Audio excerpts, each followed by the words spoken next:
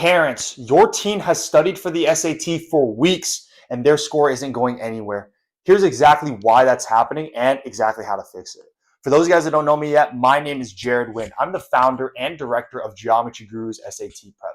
And at this point in my career, I've helped hundreds of students increase their SAT scores so they can go to their dream colleges or qualify for scholarships. In every single video that I post, I give you guys one actionable step to helping your teen increase their SAT score. With that being said, family, let's get straight into it. Here's why your teen's SAT score is not increasing no matter what it is they try. Number one, the wrong diagnosis. Let me put it this way, family. If I go to the doctor's office and I have a broken ankle and they give me exercises for my wrist, do you really think I'm going to heal that ankle? No. That's exactly how so many students attack SAT prep, because everyone knows at this point that you need to attack the weaknesses, but if you don't diagnose the correct ones, then you're never going to get the results that you're looking for, because so many students and so many test prep centers, they focus on the wrong things. They focus on what you got wrong. They don't focus on why you got it wrong. For example, this is the biggest one I see. My students, the ones that I typically work with, they have issues with the last 10 problems on the module 2, the harder module. And it's not because they don't understand the concepts, because when they go back and they look at their answers, they're like, Jared, how did I miss that? I actually understand how to do it.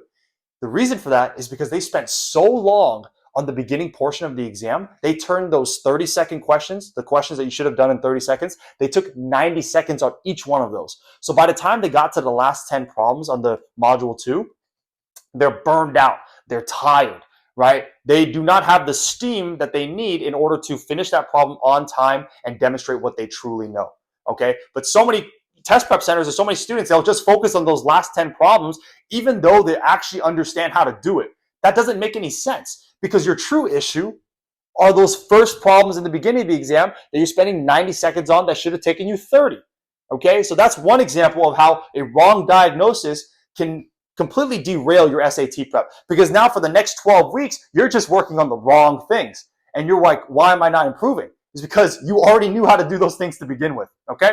Number two, no real targeting. So there's two reasons why this happens. The first reason is what we discussed above. Any wrong diagnosis that you have is going to affect your targeting. But also, number two is so many students utilize cookie cutter materials that do not pertain to their unique weaknesses, right? So they use things like test prep books, Khan Academy, sometimes even generic test prep centers or the brand name test prep centers. Each student is uniquely different. So that means that they need to have laser focused targeting for their specific weaknesses. Not a test prep book, not a generic course, because that's for everybody.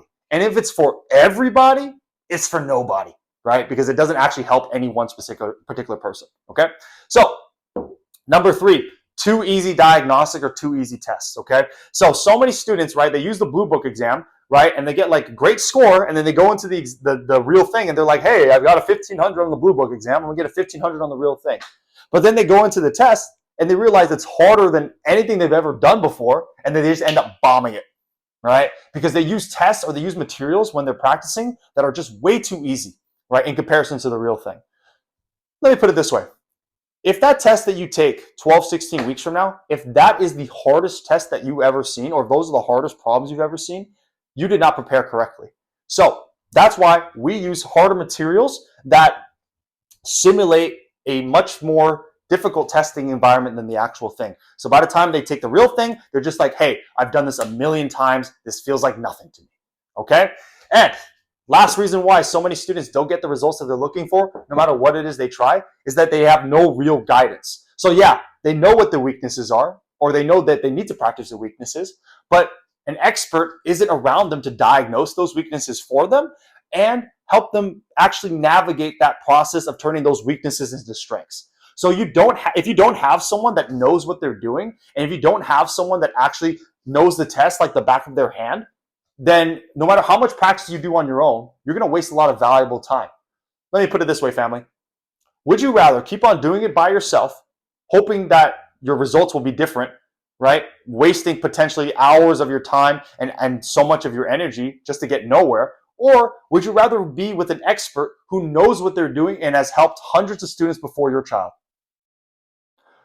I'll leave that decision up to you guys. But hey, if you guys need any additional help applying these strategies to your team's unique learning mechanism, right? Or you guys need additional help just getting advice, just let me know. Send me an email or send me a DM. I'll help you guys out. No obligations. Okay. Have a great rest of your day. I'll see you guys in the next one.